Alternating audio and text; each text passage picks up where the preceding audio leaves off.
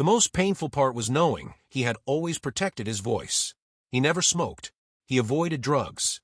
He warmed up before every performance and cooled down afterward. Yet none of that had been enough. So what could possibly save him now?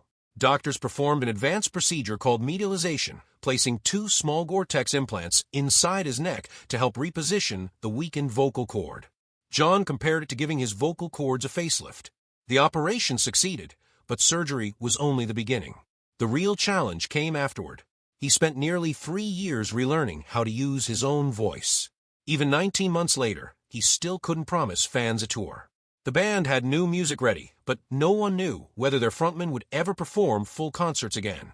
Jon admitted there were countless moments when he wondered if the fight was already lost. Yet every small improvement gave him another reason to keep going. Could determination alone carry him back onto the stage? In 2024, Jon gave an interview that stunned longtime fans.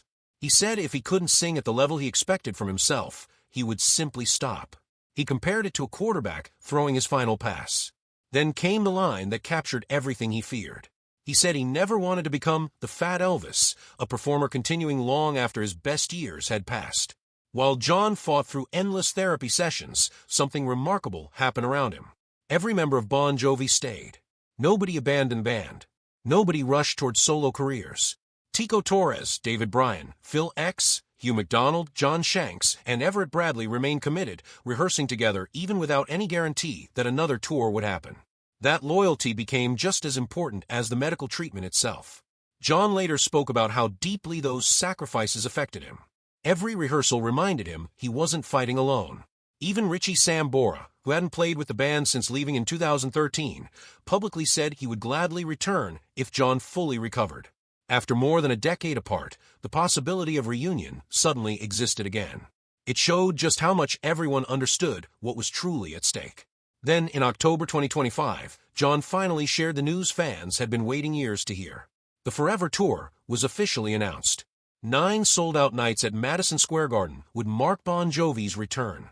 After everything he had survived, was this finally the happy ending? Opening night on July 7, 2026, felt emotional from the very beginning. Jon walked on stage and opened with a Little Help from My Friends, the powerful version made famous by Joe Cocker. The song choice couldn't have been more meaningful. After years of silence, surgery, and uncertainty, those lyrics carried an entirely new message. Jon thanked the audience for waiting through the long recovery. Reviews were encouraging. His voice sounded different, and he moved less around the stage, often staying near the microphone stand or his guitar. But he completed a full 21-song performance. Fans believed the comeback had worked. For several nights, everything seemed to be falling back into place. Yet hidden beneath the celebrations, trouble was quietly returning. 9 shows in less than 3 weeks would challenge any singer. For a 64-year-old performer recovering from major vocal surgery, it was an enormous test. By the 6th show, Bon Jovi quietly removed demanding songs like Wanted Dead or Alive and Always from the set list. By the 8th performance, Jon's body made the decision for him. The concert ended early. His emotional promise to the audience became even more significant. He asked fans to keep their ticket stubs because he intended to reschedule. He insisted he felt great and promised they would meet again soon. But could he really keep that promise? In the days after the canceled performance, the final Madison Square Garden show and 5 European stadium concerts still remained on the schedule.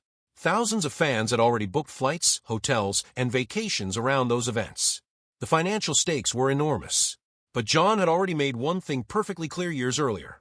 He would never continue performing simply because people expected him to. If he couldn't give audiences the level of performance they deserved, he would step away rather than protect his pride. That promise now faced its greatest test. The sinus infection may have been the immediate reason Jon couldn't finish that July 23rd concert. But wasn't the real story. The real story is about a man who spent more than 40 years giving everything he had to his audience, only to discover that even incredible determination cannot stop time forever. Jon Bon Jovi has survived lineup changes, personal loss, the death of original bassist Alec John, such in 2022, years of silent vocal decline, career-threatening surgery, and one of the toughest recoveries imaginable. He once admitted that his greatest fear wasn't aging. It was forgetting how to sing completely.